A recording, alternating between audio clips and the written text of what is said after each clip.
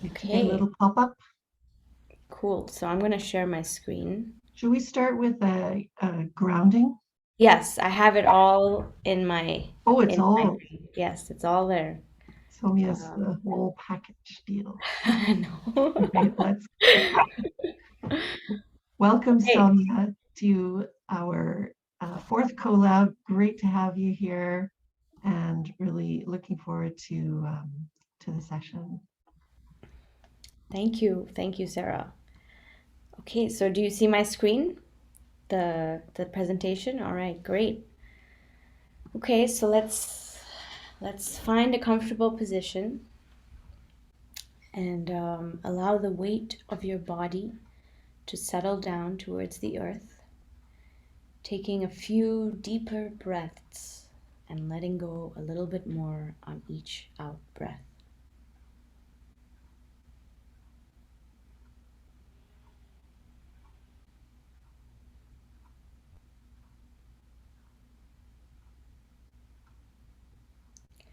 Now, allow the breath to settle and to find its own natural rhythm, letting the breath breathe itself.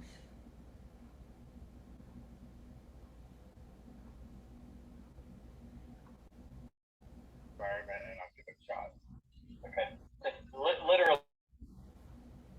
Perhaps you have found a sense of stillness, or perhaps the clouds of thoughts are moving through the sky of your mind.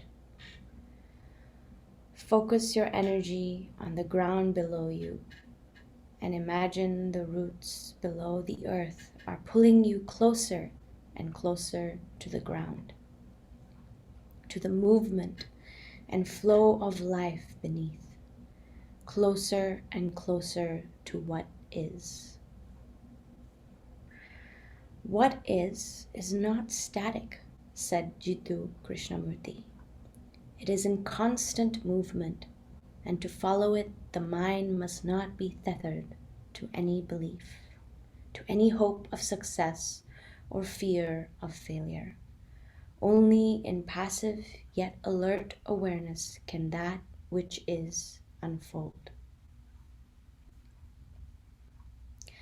As you unfold into what is, take a couple more deep breaths and slowly open your eyes when you're ready, letting the light of the world seep in to your very being.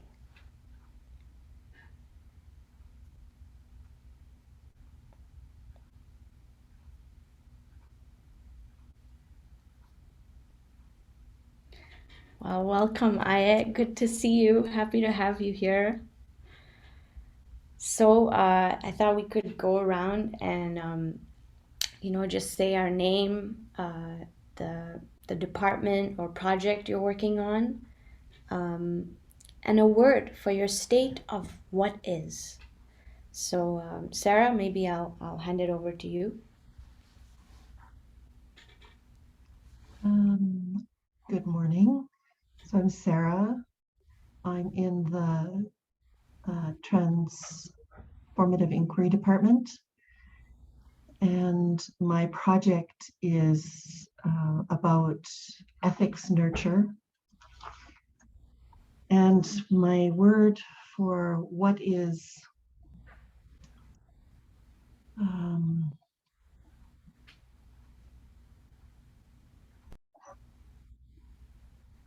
shimmering. Hmm. I'll pass the over to you, Megan.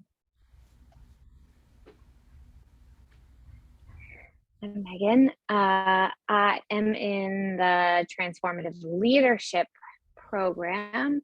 My project is kind of me and my graduation, which also is essentially a variety of embodied leadership practices, offerings, thoughts. And also today is my birthday, and that will be my word.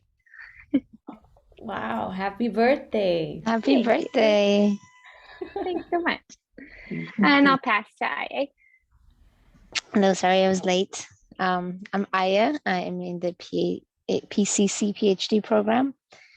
My project has always been my dissertation. I am now kind of starting to wonder what the work I'm doing in the more heady space, how is it come and implement into a more embodied space? So I'm trying to see what else is there besides just the project itself, like the ideas, how do they manifest into the world outside of just being written down into an essay. And my word is exploration. Nice. Well, thank you. I'm gonna introduce myself a little bit. Before I do, my what is curiosity.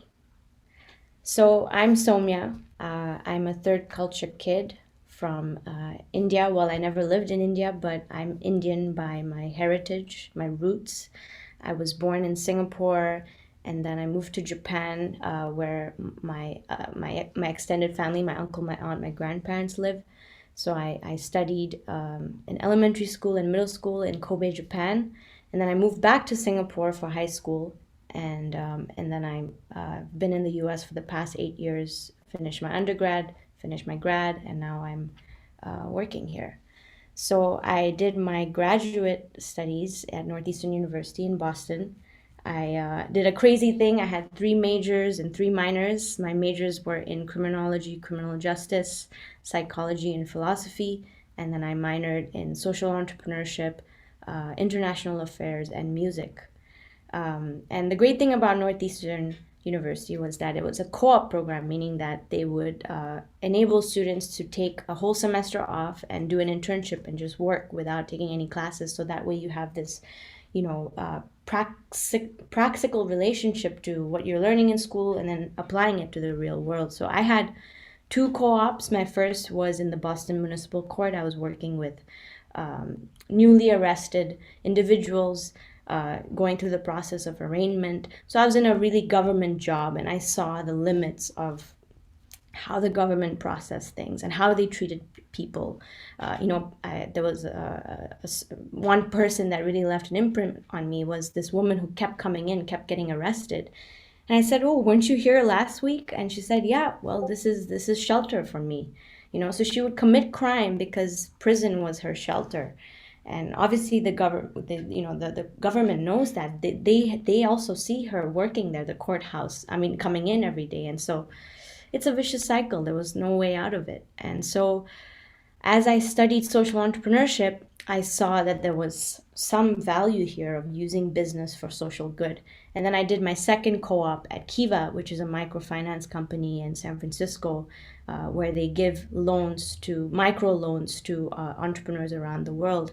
And I was specifically working in the U.S. department, where we were giving 0% interest rate loans. So it was a huge initiative, but it was very uplifting to small business owners. And then my last internship I did at the Last Mile, which was a nonprofit that was providing tech skills, computer programming skills to currently incarcerated individuals. So I went to San Quentin State Prison and helped these individuals develop the skills that they needed so that when they're released from prison, they would have a pathway out of complete poverty and perhaps even returning back to prison, which is a really high percentage in the US. It's 60%, the recidivism rate. So yeah, I found a lot of passion in social entrepreneurship. I also basically was a coach at my school's incubator program called IDEA, which is also where I got the idea of starting a student-led incubator for CIIS. And then I also started my own project, NEEND, which I will go into a little bit later. And it didn't go through. It kind of failed, but I'm glad I tried it. And then I graduated from CIIS recently from the PCC program, and really became passionate about archetypal astrology especially through my psychedelic initiation, and then helped build the Integral Impact Incubator, which is now running here today. So really happy to see that. And now I'm currently a co-founder and chief philosopher at Numinous Realm, with my partner and also PCC graduate Abir Desai. And we're basically trying to integrate cosmology, fashion, ecology, finance, and history. And it's really a creative research lab that is fusing archetypal history with commerce to help facilitate the turn of a new paradigm, which in PCC we're calling a planetary civilization. So that's what I'm doing. I guess I just have this passion for integration. So let's move on to our topic for today, which is customer development and connecting with what is. So I'm assuming you your last collab you did a whole process on value proposition. How do you create value? What is the value that you are creating? So here today we're gonna talk about and learn like once you think you've had this idea of creating value in the world, like how do you evaluate value so that you know that you're actually creating value? There's a huge industry now called impact measurement. There's softwares for this that people are creating, especially in the social entrepreneurship world. Putting in all these details, connecting it to the SDGs, trying to figure out like how is it that your company, your organization is actually creating value. So from my perspective, there are three ways in which you are creating value in this world. First is joy, your personal joy. When you do this thing that you are doing, do you feel joy? And if not, then drop it. If you're starting with just this fact that you're trying to make money out of it, then maybe there might not be joy. So really, you have to always start with the personal. Does it spark joy? Marie Kondo style. When you do this thing, does it spark joy? That's what you should be looking at. And then the second is interpersonal. So now you're reaching out into the world. You're entering the free market. It doesn't make you money. That's the second most important thing of knowing whether what you are doing is creating value. Is it generating money or not? Even if you're a nonprofit, you're still kind of having to fundraise. So if you're not fundraising, if people are not giving you money or you don't have a income generating activity, then perhaps maybe you're not creating value. I mean, I know there's a lot of other projects out there. You can talk about artists, but I think this is a very important one because at the end of the day, we all have to sustain ourselves as human beings, and money is the ground on which that happens. So that's something to consider. And then the last part is transpersonal, which is the impact that you are creating. And perhaps, and I say this is transpersonal because this is something that is going to perhaps last beyond your personal life for generations and generations. You want to think about that. You may not even know whether this value has sustained itself because you may not even be alive, but you want to plan for that. You want to dream into that impact that you could possibly create on a transpersonal level. So I'm going to talk about two methods that are being used right now for figuring out how you are actually creating value within the interpersonal and the transpersonal. The personal, I think perhaps most of you have already done that process, and if you haven't, there's a lot of things out there you could do. There's one book called Design Your Life. I think that's a great one to look at. But I'm going to leave that. We're not going to look at that today. We're going to look more at the interpersonal and the transpersonal dimensions. And so we start with design thinking, which is a process for creative problem solving. I'm not going to go through all the stages today. We're just going to focus on the first one, which is empathize.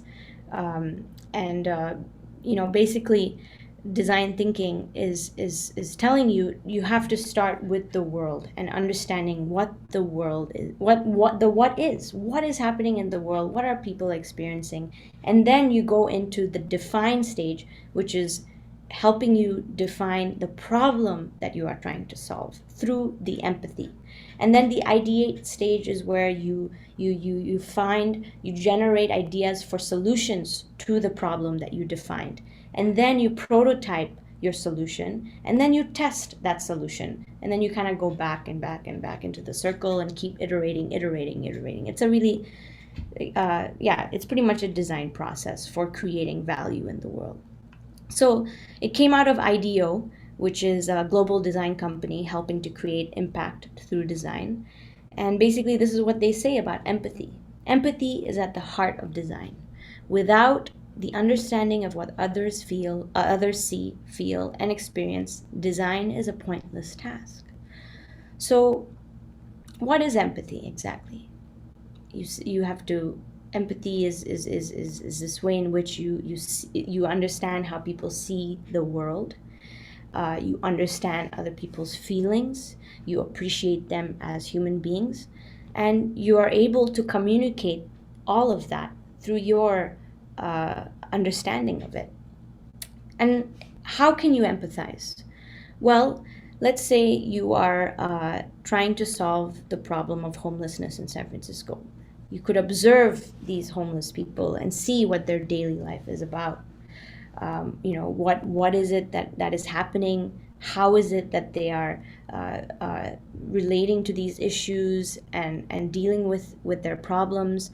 Why is it that they have these problems? Really narrowing down on the root cause of why these problems occur. You could also use the process of body storming, which is you kind of put yourself into that environment. I don't know if you really want to become homeless, but perhaps you could. Many people do that. You can try it out yourself. Go spend time on the street for a week or even 2 days to just see what it's like to be like a homeless person. And then you can also use, there are many, these are just a few that I'm sharing with you today. You can also use the empathy map to kind of brainstorm what your target customer is basically feeling, hearing, seeing, needing, saying, doing, thinking, feeling, what are their pains and their gains. You can find this online. It's called an empathy map. And so print it out or put it up on. You can use Miro also. It's a collaborative brainstorming tool online, and just like start looking at these questions and figuring out, according to who you are trying to help, what it is that they are experiencing in the world through the problem that you are also trying to solve. So I just want to show you this video. Oh, sorry about that. Oh, that's okay. Oh, I got it. Can you hear? No, I think you'll need to share your sound. Can you hear now? Oh no. Sorry There about was that. a moment. Okay, good.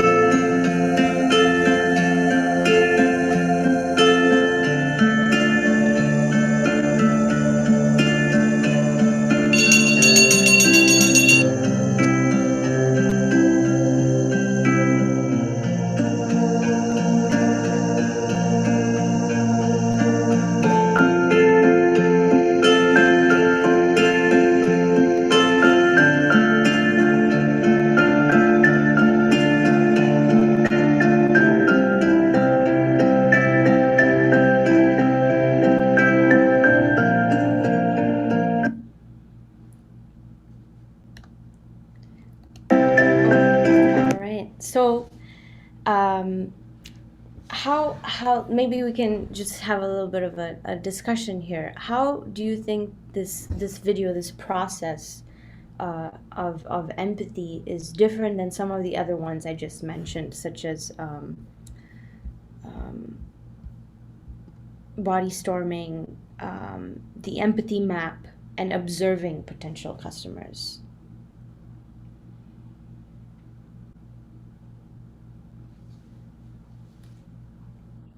You mean how was watching that video different? Yeah, and perhaps, yeah, how is watching that video different than, I know we haven't done the body storming or observing potential customers yet, or even done the empathy map, but yeah, watching that video and also putting your, maybe using your empathy hat here and putting yourself in the filmmaker's shoes.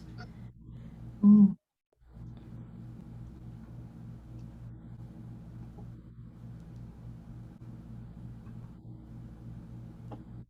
So there's something important about like unseen stories. So if I'm empathy mapping, then I'm using my current imagination, which in some form feels different than like witness this human and some text that you would not have, that like reveals a story or an information or a context or a position that I maybe could not have known from looking or known from brainstorming. And that the like poignancy of those stories feels important. Yeah, totally, totally, spot on. Anyone else?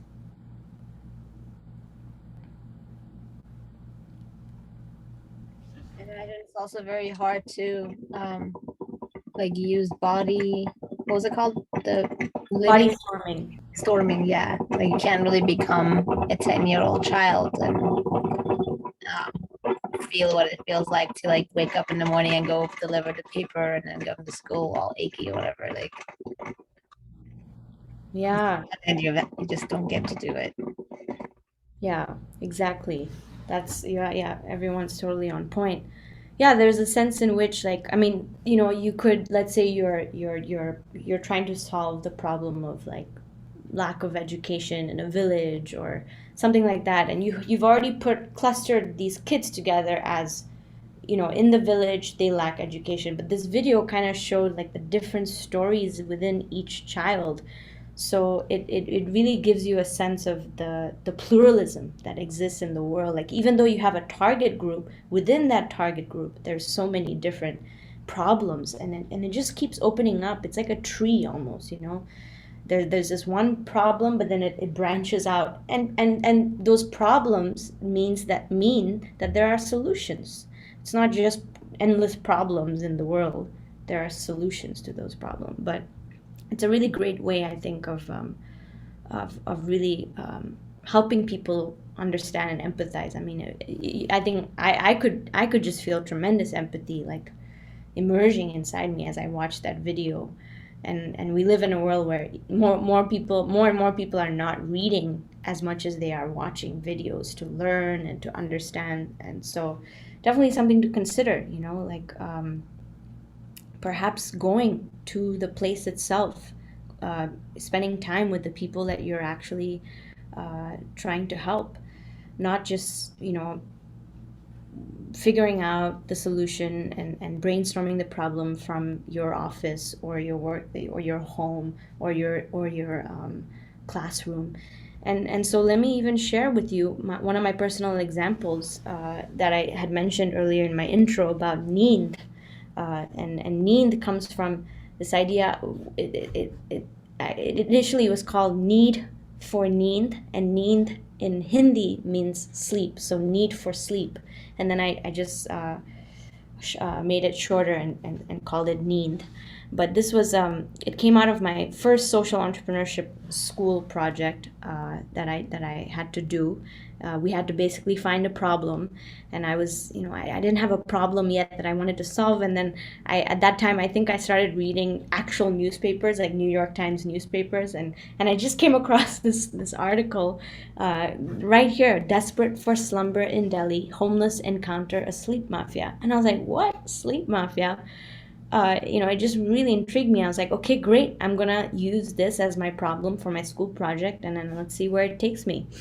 And so I really got so passionate about it. And I found out that there was a documentary that was recently made on this whole issue called Cities of Sleep. And so I reached out to the director, Shaunak Sen. I set up a call with him and I talked to him. And at that time, I had this solution.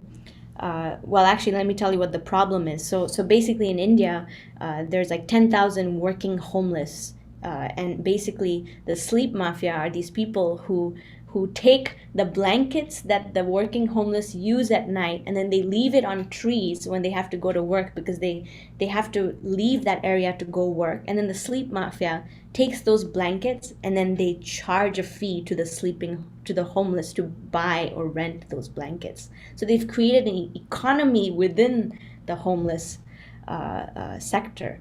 So they're basically stuck in a vicious cycle. They can't even sleep because they have to pay to sleep on the street, which is insane. And the winters in Delhi are crazy. So many people die.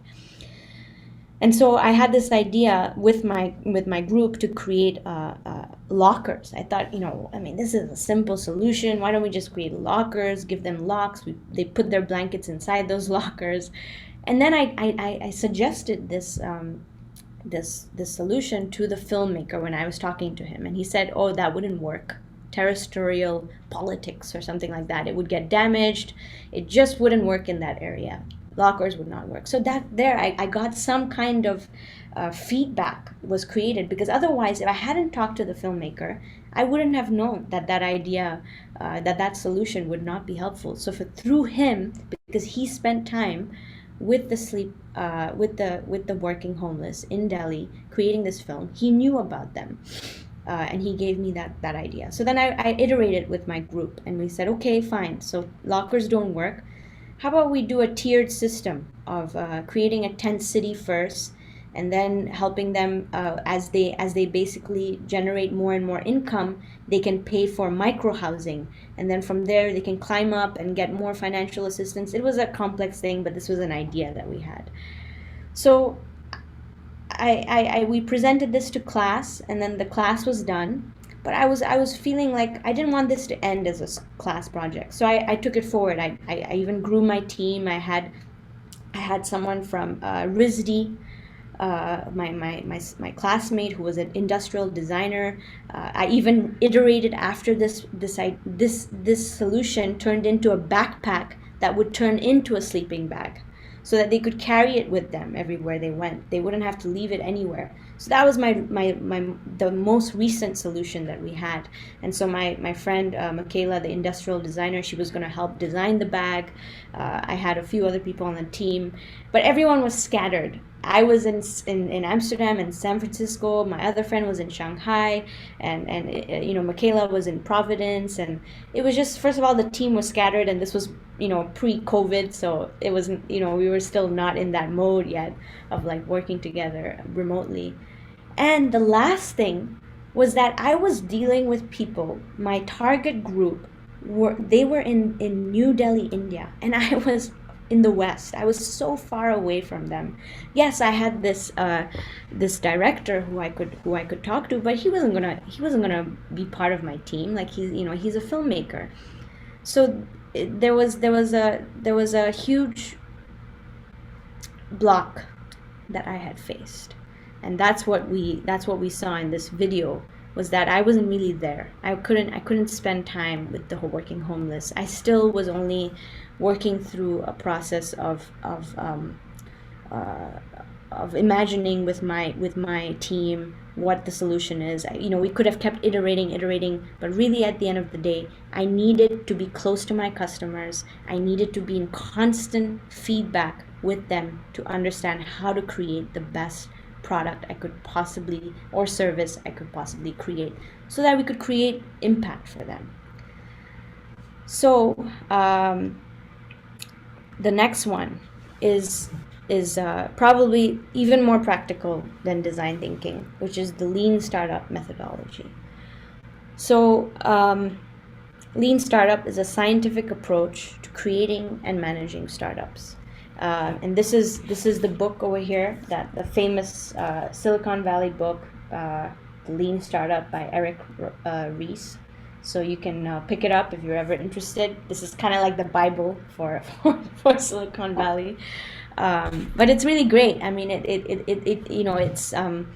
it's basically coming out of like this idea of lean manufacturing, which started in Japan from specifically Toyota, the car producers, and how they basically had implemented workflow principles into their manufacturing process. So that's why Eric Ries used the Enso, the Zen symbol, because it's basically representing this sense of the constant cycle of learning that is never ending, and basically it uses this idea of the build, measure, learn feedback loop.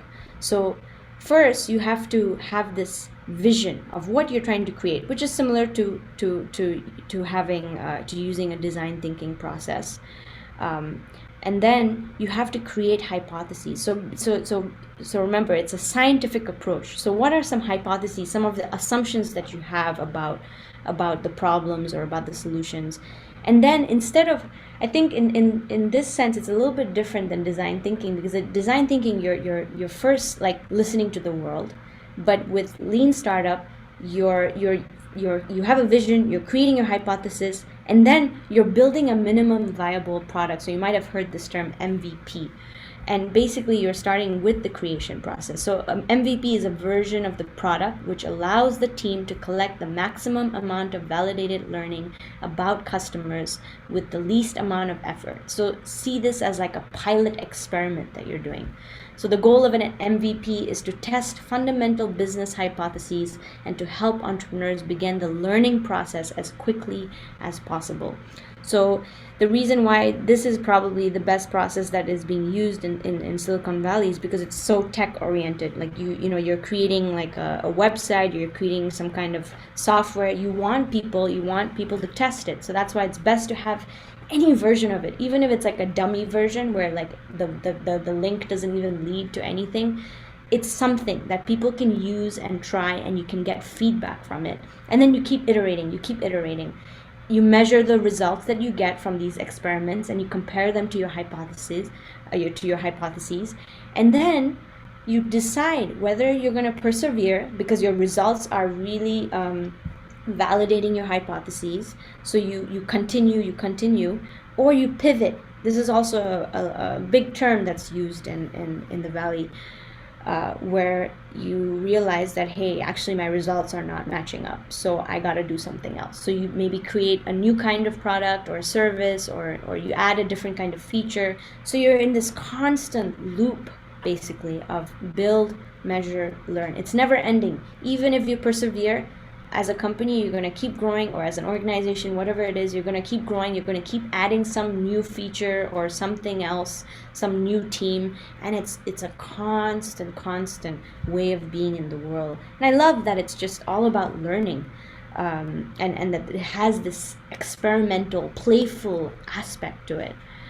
So Eric Ries said, the lean startup methodology has a premise that every startup is a grand experiment that attempts to answer a question. The question is not, can this product be built? Instead, the questions are, should this product be built, and can we build a sustainable business around this set of products and services? So I think that focus on should this product be built rather than can this product be built is huge, because can this product be built is like, still you are not working with the world. You're in your room. You're just like creating something. You don't even know if people are going to pay for it, if people are even going to like it. But should this product be built is like is going out into the world and getting a validation for whether you should even put money and effort and time into creating this thing. So this is what you will have to do next in your process of this incubator, which is target customer interviews. So here are some questions I've listed, and the few things that perhaps you could start with, which is finding at least 10 people who belong to your target group. So if for me, if I was continuing with my Ninth project, I would have directly had to interview 10 working homeless people in India, and then I would be asking 2 sets of interview questions. First, I would be focusing on the problem, and by that I mean you're not selling anything yet. You're not telling them about the solution. You're not even hinting towards it. You're just trying to focus on the problem that they are facing. So let's take a look at some of them. So here you have the first question. First of all, do you even have this problem? And if you do, how are you currently solving it? What products or services do you currently use in this activity? And where or from whom do you buy these products or services?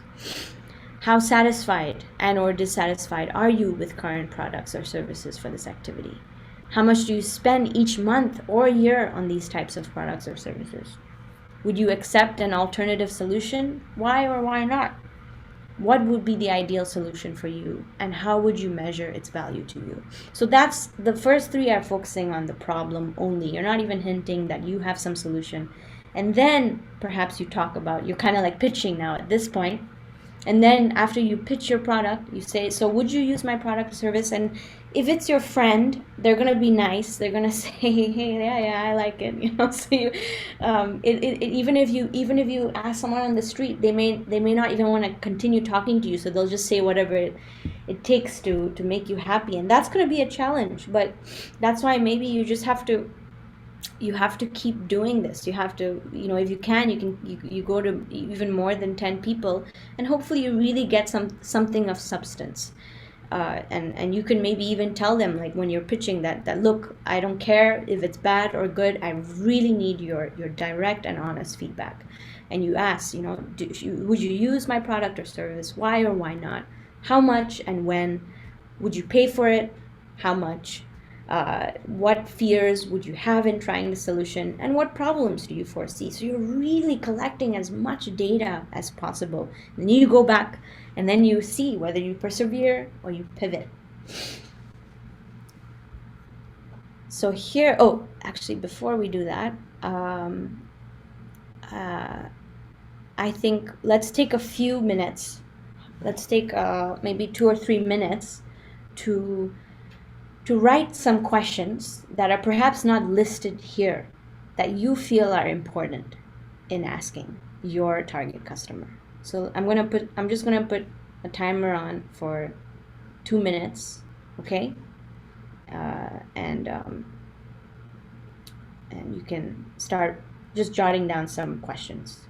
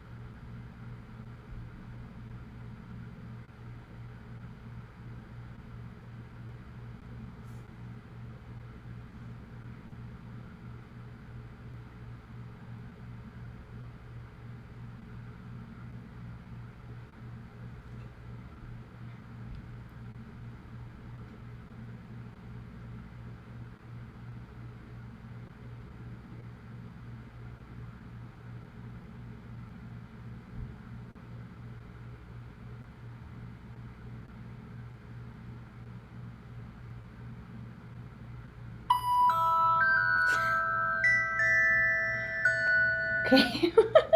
Yes, I have a Harry Potter timer.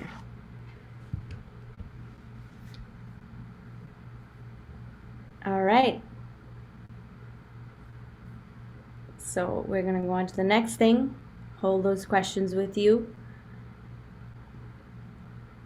And we're going to just listen to the short video, Y Combinator. It's like a tech venture, one of the biggest tech venture accelerators here in California, but you know, everyone around the world applies to be part of Y Combinator. And you can, you know, they have all this information out there for free, so you can watch their YouTube videos, and you could join the startup school, which is also free. So it's a really valuable resource if you're trying to like get that more tech, like really deep entrepreneurial side of yourself going.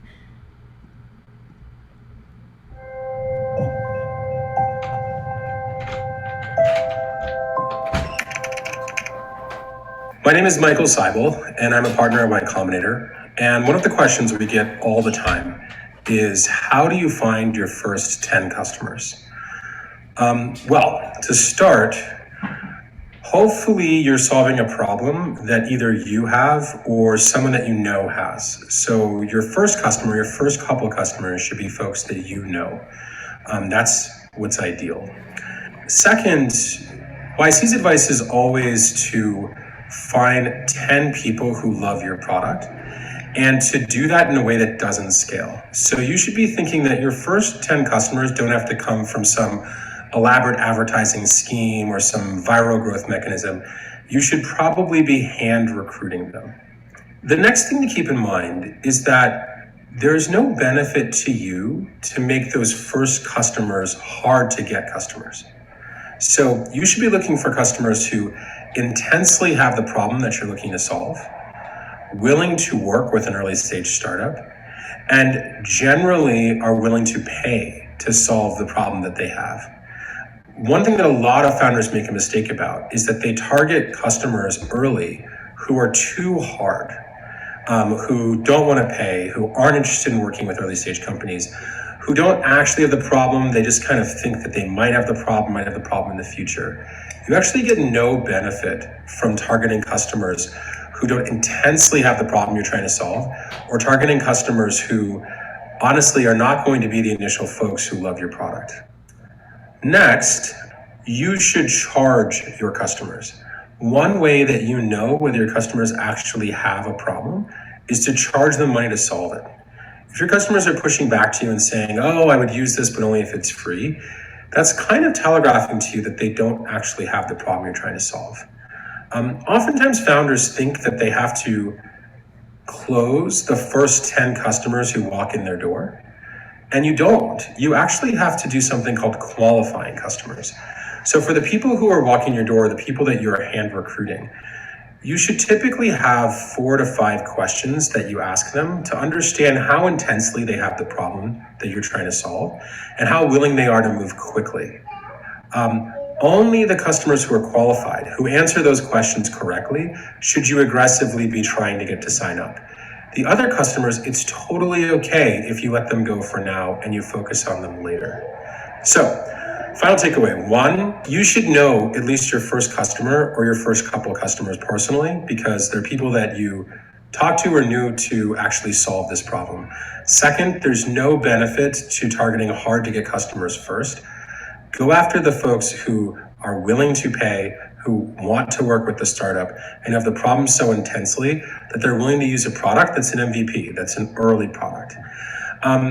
Charge the customers. Use that as a signal for the intensity of how much of a problem they have. And then finally, make sure you have 4 to 5 qualifying questions so you can filter customers who are interested away from customers who are just browsing but who won't actually close. Good luck.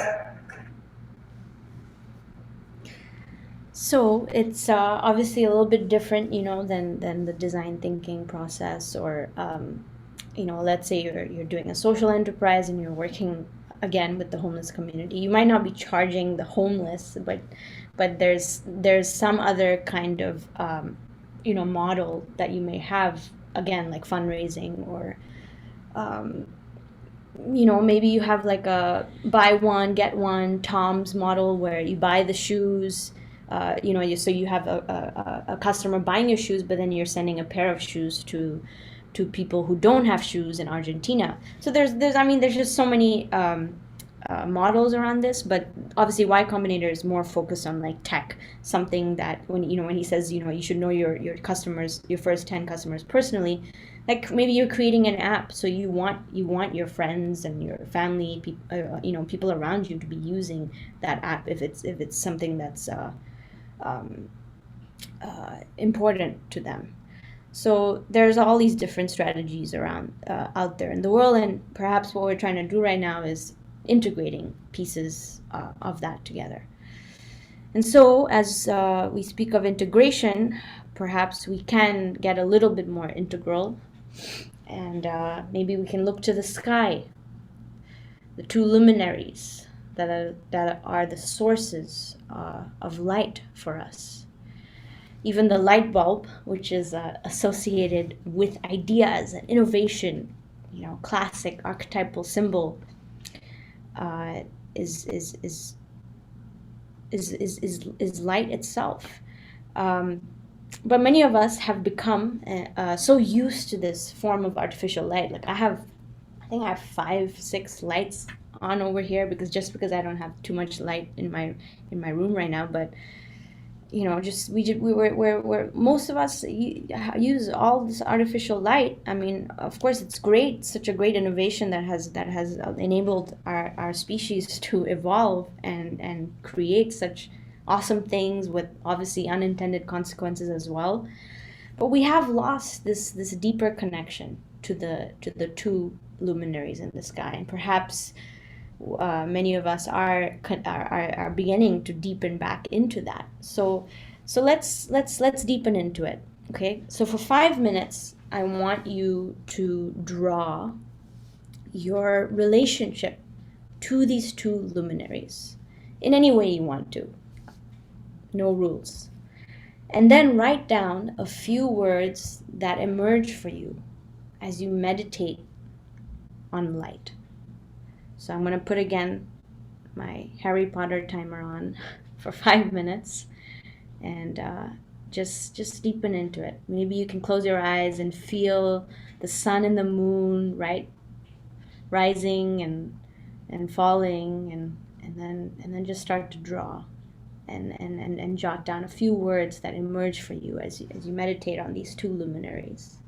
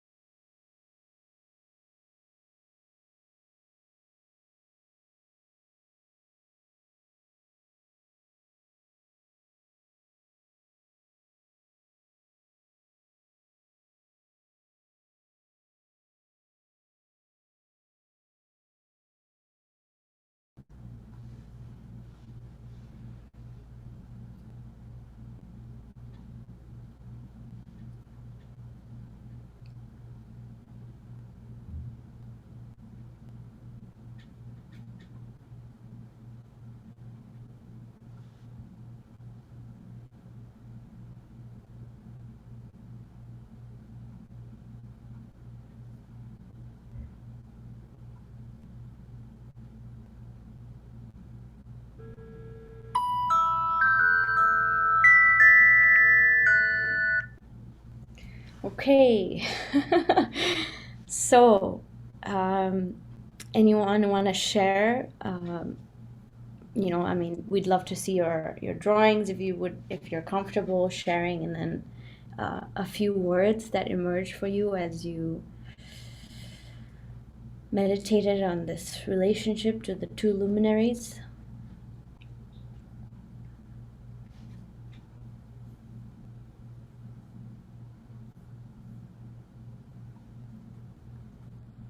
Sure, I'll share. Thank you. So as I meditated on it, the first two images that came to mind were the two full shapes of each. So I remember when I was living in Kathmandu and the big red sun just touching the horizon as it was coming down. And I've seen those red suns in Alberta too. And then the other is the harvest moon as it's just coming above the horizon, just as it enters, it's in its fullest and it's bright, and the full moon of the light, feeling moon bathing, something that I like to do. And we used to, so there's the red coming down and the full moon going up, and there's this feeling of the background sky and the up and down something in it that comes to mind. And I don't know what it means, but that's what came to me. Thank you. Beautiful. I love the piece that you drew, and even just the description of your phenomenological experience of the rising and the falling. And I think as you were like, doing this, I was feeling like there's a sense of interplay that was kind of occurring, like a dance between the moon and the sun. Yeah, yeah. Exactly. Nice. Thank you, Sarah. Anyone else?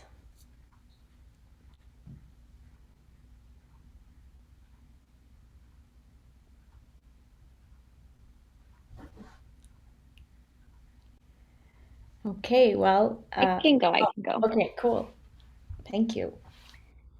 I don't know. I think I was thinking about a relationship of transition from light to dark, maybe, and just like noticing that the sun is like, I'm so bright, and then gone. And that the moon is more like, oh, I'm a little bright and I'm also a little dark, and that there's this like longer process of subtlety, and then thinking about like the impact, like, oh, the sun is like creating life and nourishment, but also is a little dangerous, and that the moon is like the sloshing tides, the sort of more gravitational pull. Yeah, that's wonderful. You really, really chosen to express some of the really prominent areas of these two luminaries, and I just want to make sure you're good to go. Okay, I want to move on to the slide, because Megan, you like the first two things that I have listed under solar light, lunar light are exactly what you just talked about, and I'm bringing this in because it's well, first of all, like I was trying to think, okay, like what is integral way of bringing all of this together, and as we become more and more planetary beings, like we do need to integrate these sources of light and life around us. And so, inspired from this wonderful book that I had to read during one of my classes, I think Aya has also read it, Solar Light, Lunar Light. Really great book, actually. It's quite thin, so you'll get through it quickly because it's very interesting. And talking about how like we live, like, especially in the US, it's such an individualistic country. So it's quite a solar country, because here, as I write, solar is the source of all, as Megan said, source of all, like, energy and life, and it's associated with the hero archetype, the sense of this ability to achieve its independence. It's the yang of the yin. It's directed willpower, the sense of self-manifestation, the individual. It's so bright. It's like the ego, that's what the sun is. But Howard Tyke says that we've somehow not really brought in this, well, especially maybe this traditional sense of the masculine has not integrated the lunar consciousness, which is typically associated with the feminine. But what Howard Tyke is actually expressing in this book is that there's both the solar masculine and the solar feminine, and the lunar masculine and the lunar feminine. So we all have both within us, just as there's yin and yang. And the lunar is associated to the influence of physical relationships in nature, to the tides. It's the mother archetype. It's the ability to listen, interdependence, yin, the nurturing spirit, a relational matrix, and it's the community. Howard Tyke says, all of us possess both solar and lunar capacities. To be both logical and intuitive, as well as strong and caring, is a natural state of being. We have all inherited these age-old capabilities. So really, like, it's such a great way of thinking about our consciousness. I mean, there's so many different descriptions of the way in which consciousness is unfolding, but I think this dichotomy or interplay, even, of solar lunar is such a holistic approach of understanding the way in which our consciousness works. And so being, having this awareness, you can truly integrate solar and lunar modes in order to help you shine in the most authentic way possible, because you're bringing the lunar light and the solar light together. And so there's this amazing light that's shining through you when you integrate these two modes of consciousness.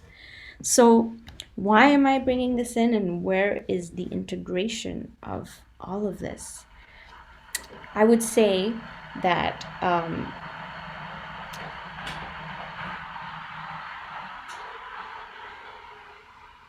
this goes back to my first slide, if you remember, where I talked about how you can create value in this world. And I said, you first have to look at your personal value, which is joy. Does what you're doing spark joy? And the second is what you are doing, creating income, finance, money. Is there a sense of interpersonal relationship that's occurring? And the third one is a transpersonal value and the impact that you're creating in the world. And so we can connect the first one to the solar light, which is your personal, your sense of ability to shine in the world, bringing your own willpower and your individualism into what you are doing. And the second is you entering even the market, or doing your customer interviews, you're talking to people, you're creating something for people. It's more lunar. You're part of the community now. And the last one is transpersonal, where the integration of solar and lunar occurs. And that's really the lasting impact that you have by integrating these two great luminaries and just igniting your light. And in that way, you're dreaming, you're building, and you're evolving, even beyond your own personal time. Like you're creating something that's part of the evolutionary process. So this is just something to hold. I think it also, this process came to me as I was creating the slides, and it was somehow very helpful for me to view it in this way. It's kind of made me realize like I've been on such a solar journey, you know, and of course I've had lunar moments in my life, you know, being in a family, being in a relationship, but for my business that I'm creating, like, have I integrated the lunar consciousness? Not yet, because I haven't yet gone out into the world. I haven't yet generated income. I think the moment I see that my business is growing, that it's generating income, that it's starting to create some kind of impact, that's the way that I'll know that I've integrated the lunar consciousness. And it's going to be a process, because, you know, it's not like you go from solar to lunar and then the solar just is taken over. It's always going to be there. It's like, you know, you see all these people who've done great things in the world. They're celebrated. Their lunar personality, their, you know, shines up into the world, and then they have to give back to the world. Sometimes people can get very caught up when they get recognition. So there's, again, it's also that little, you know, pendulum maybe swinging back and forth, and that dance and interplay feeling of like solar and lunar, you know, always together, never letting one overpower the other. So thank you. That is my email address right there. If you have any questions, or if you need anything, any help whatsoever. So we have, I think, until 10:30, if I'm not wrong. So maybe we can do some customer interviews now. I think we have 4 people all here together. So maybe we can do some breakout rooms.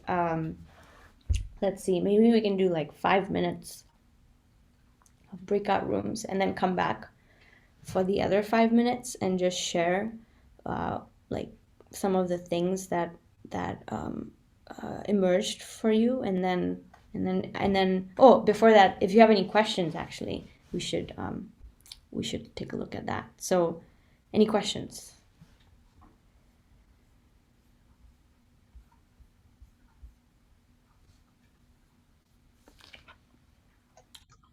I don't have a question, but I can't help but notice in the drawing that I made how I was focused on the rising of the moon and the setting of the sun, and the moon being associated with the feminine. So my inquiry is about the rising of the feminine and creating a balance. So when you were describing that, I was quite struck by that, noticing in the drawing. Wow, that's amazing. Yeah. That's like the unconscious, like, coming through. Yeah, like what is my relationship between the two right now in this moment? And that captures it beautifully. Yeah, that's very interesting activity. Yeah, well, I'm glad that you enjoyed it. Definitely something that will probably continue to unfold in all of our lives, as we attempt to integrate the solar masculine and the lunar masculine, the solar feminine and the solar feminine. Did I say that? So yeah, just I think you should get this book for sure. You know, it's a very, very interesting book. Definitely the next phase of our human consciousness is going to be about this, and I believe astrology as well, but that's for another time. So okay, let's go into breakout rooms, and maybe we can let's see. So one person is the interviewer for it. Is 5 minutes enough, do you think, Sarah, or should we do longer? What do you think? 5 minutes sounds good. You can go through the questions that you had put. Okay, cool. Do you all have questions? No? Even Okay. just the questions that were on your empathy map, like, do you have a problem around blah, blah, blah? Yeah. Okay, How do you currently solve that problem? So for Megan, do you have a problem around leadership, your leadership, being a leader, taking, a leadership role? Oh, I think I should be in a breakout with you, Megan. And how do you currently solve this problem? Yeah, so I made one room. And so one person, this needs to not accept the invitation. Okay, so we're all set then? Or does anyone need the empathy map sent to them, or any questions that you need to look at? Maybe you can put the questions from the map in the chat. And then Okay. go with us. Yeah. Let me just find that again.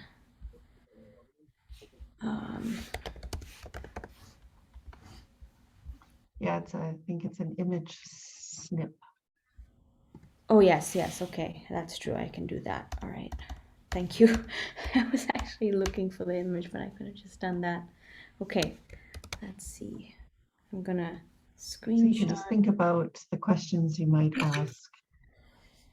and then I'm gonna send, and I'll also send this to this slide, all the slides to all of you, so you can even, yeah, Sarah, you can send this to the email if you to the email list when you send the next one if you want to.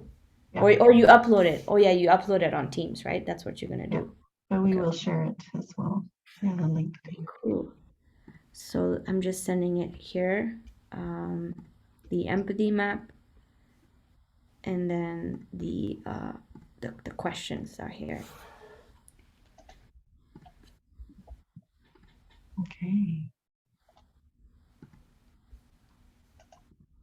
All right. Oops. Okay. So who doesn't click on it? So I'm in the main room. So it looks like it's you and me.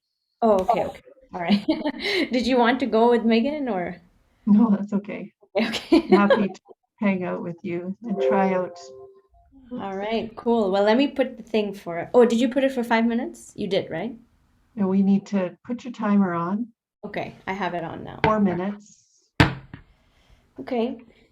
So, wait, it just started recording, or you stopped the recording and then you recorded it again? Okay. All right. Well, thank you all for being here today with me. This was fun. I really enjoyed it. I actually learned a lot from doing this myself. And I just want you to know I'm no expert here. I'm in this process myself. Like, we're about to start doing customer interviews. So this is from everything I've learned in school and through Y Combinator and through reading Lean Startup. So there's tons of resources out there, and I'll send over more resources to Aya and Sarah so that they can send it over to all of you and put it on the Teams page. So, wishing you all the very best on your process, and keep dreaming, building, and evolving. All right. Take care. Bye. Thanks, Megan. Thanks, Somya.